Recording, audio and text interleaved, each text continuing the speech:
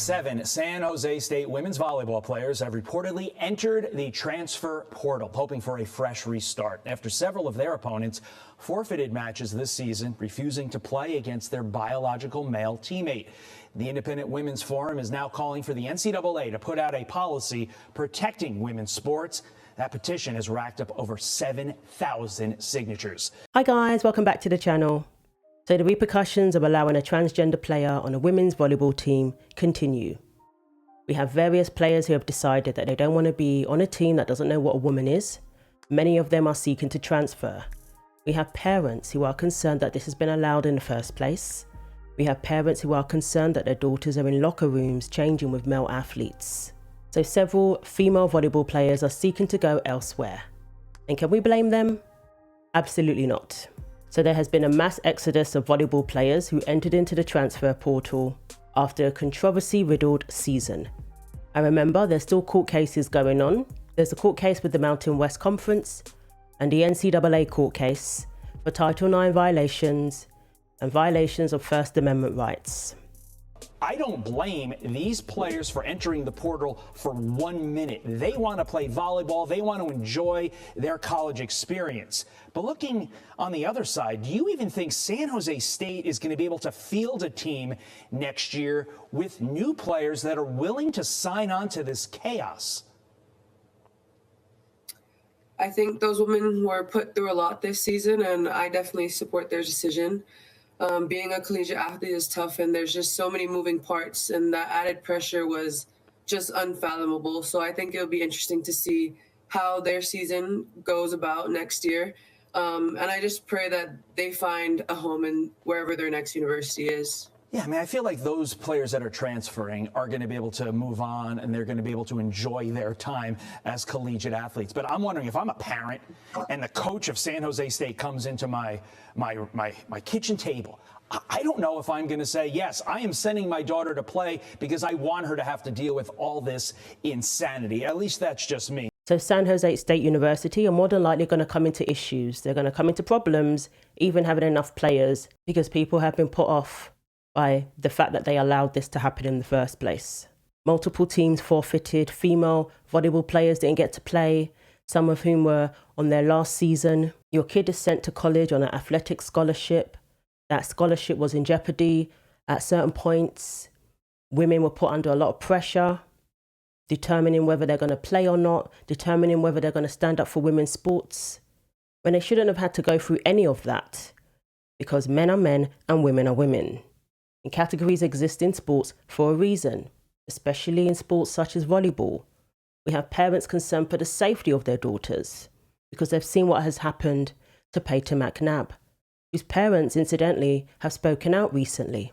So Peyton McNabb's parents are Pamela and Daniel McNabb.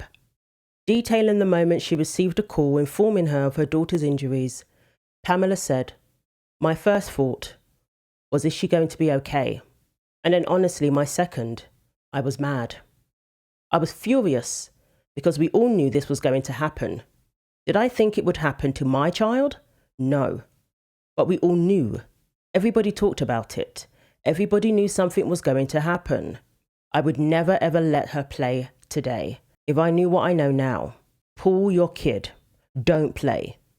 It is not worth what has happened to her to happen to anybody else's child." So people can downplay it all they want and say, well, you know, this person was playing for years on the team, 2 years prior or whatever.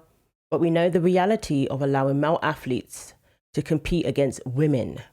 Doesn't matter what they look like, doesn't matter what their stages of transition. We know that it is dangerous. And you can't tell people not to believe what their eyes are showing them.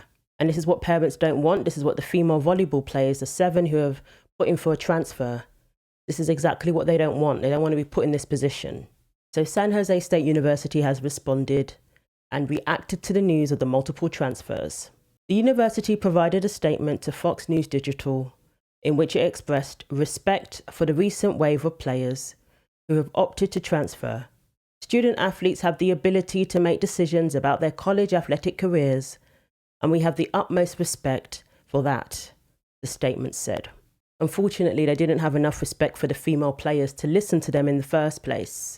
They didn't have enough respect for them to ensure that their sports were fair and safe. And so myself and 15 other athletes now have signed on to this lawsuit, 15 other athletes who have been adversely impacted at the hands of the NCAA due to their transgender policies.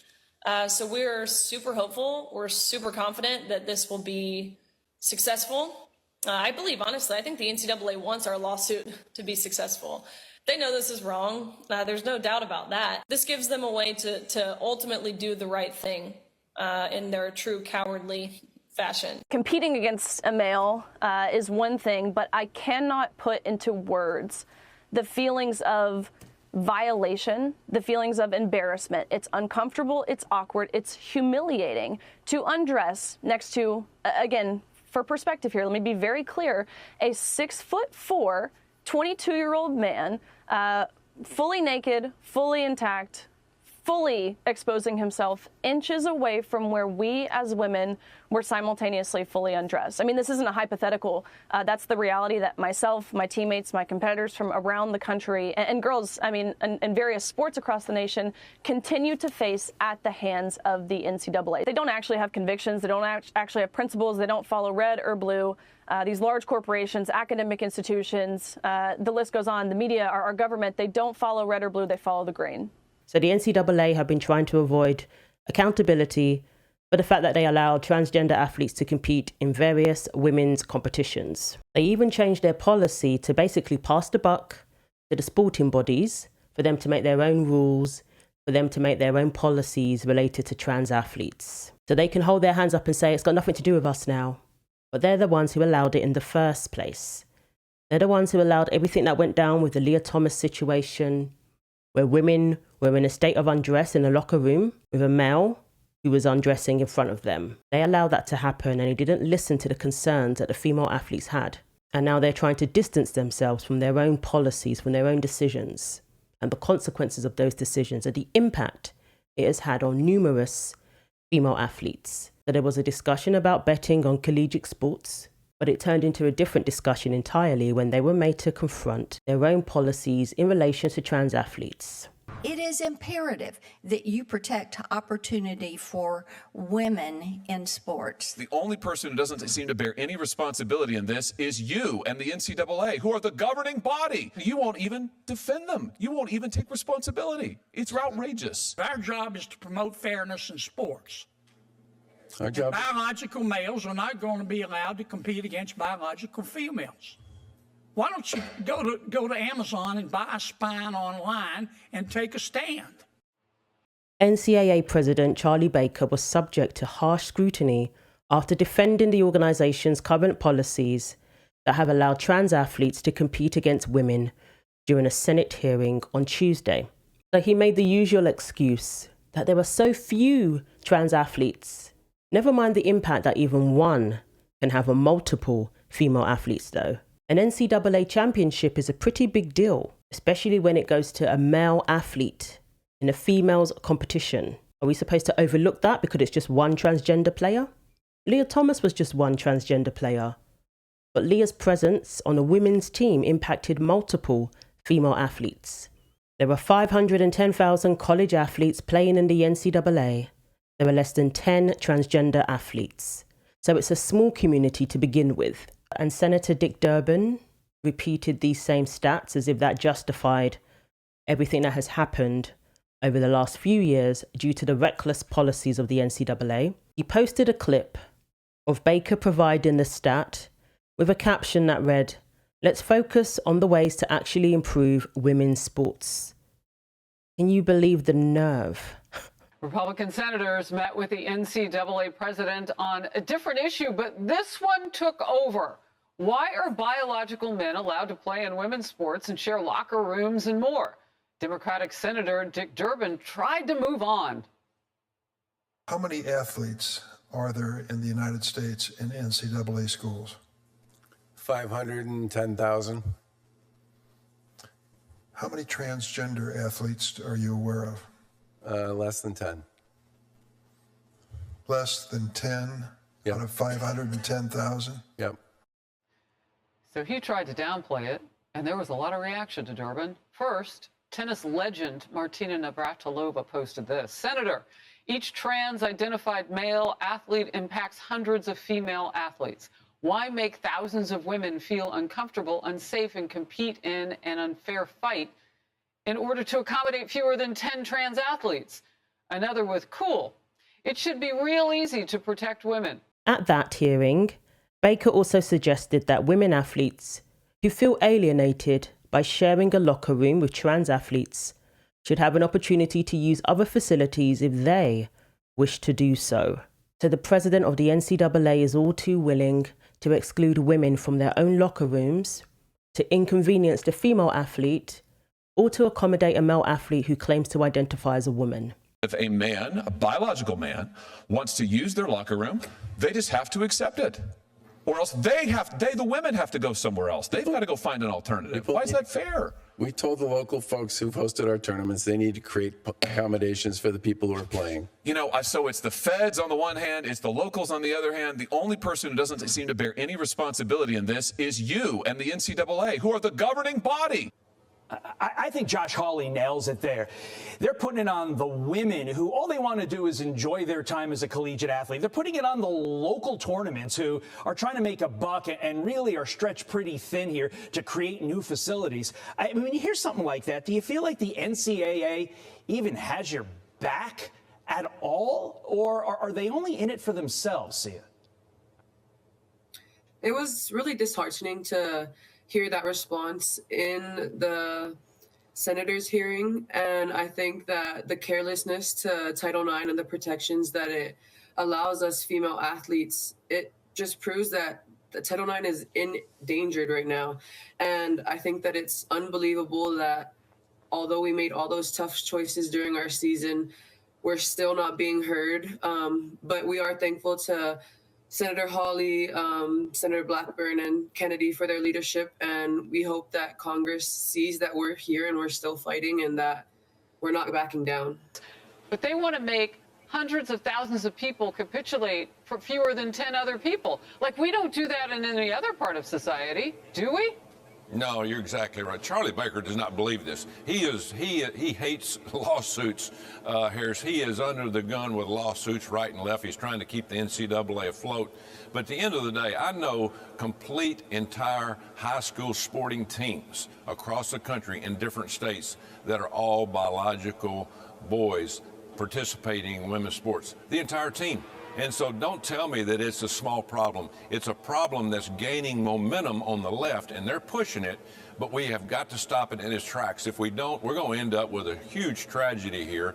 And again, you're not going to have Title IX, you're not going to have women's sports, and it's wrong because Title IX is one of the best things to ever come out of this building up here, is helping women become leaders across this country. So in a wonderful victory for common sense, in a wonderful victory for women's sports, the Biden administration has put an end to this insanity of changes to Title IX. So the changes to Title IX took effect August this year, and it essentially allowed males to enter into women's spaces based on gender identity. And because the election was coming up, I'm assuming, they didn't make changes to women's sports just yet. But they had planned to ensure that men can compete in women's sports again based on gender identity. But now they're backtracking on that. It appears they're not going to go ahead and make those changes after all. So in April 2023, the Biden administration submitted a change to Title IX regulations that would have effectively prevented states from banning males from competing in women's sports. States that sought to protect women's sports, fairness in women's sports, women's safety, they were set to be overruled by federal regulations. But thankfully, that is no longer a threat. So a press release from the Department of Education has confirmed that it has withdrawn its rule changes pertaining to gender identity in athletics. The intent of the athletics, NPRM, was to propose a regulatory standard under Title IX that would govern the recipient's adoption or application of sex-related criteria that would limit or deny a student's eligibility to participate on a male or female athletics team consistent with their gender identity. The department recognizes that there are multiple pending lawsuits related to the application of Title IX in the context of gender identity, including lawsuits related to Title IX's application to athletic eligibility criteria in a variety of factual contexts. In light of the comments received and those various pending court cases, the department has determined not to regulate on this issue at this time. Therefore, the department hereby withdraws the athletics NPRM and terminates this rulemaking proceeding. So because the female athletes fought to hold the NCAA accountable, because they came forward, came together with support from organisations such as Icons, they came together to fight against the NCAA and their ridiculous policies. Because they took the initiative to do that, these changes will not take place. Because it's believed that they know they have no chance of winning these court cases. In order to win these court cases, you have to convince the court that it's okay to blur the categories when it comes to women's sports. Categories that have existed from the very beginning. Not only could they not survive the lawsuits, they could not survive in the court of public opinion, especially in light of Trump's re-election. But it is also clear that they wanted to bury this announcement as to avoid scrutiny and criticism from the political left. So they chose to dump it on the Friday before Christmas, with most of the country checked out of the news or focused on the first game of the new college football playoff era. So they knew this was wrong from the very beginning. All this time they claimed to be the party of women, but they didn't care about whether or not women consented to males being in their spaces. They didn't care about whether women consented to competing against male athletes. And they were willing to override the needs and concerns and the rights of women, all to accommodate entitled males who essentially wanted to replace us. So that's great news. The tide is certainly turning. It's already beginning to shift. And I'm hoping the insanity ends in 2024. And I'm hopeful for the new year. If people object to this, if the left object to this, all you're doing is proving that you were never for women. So thanks for watching. Like, comment and subscribe. Take care of yourselves, and God willing, I will see you in the next video.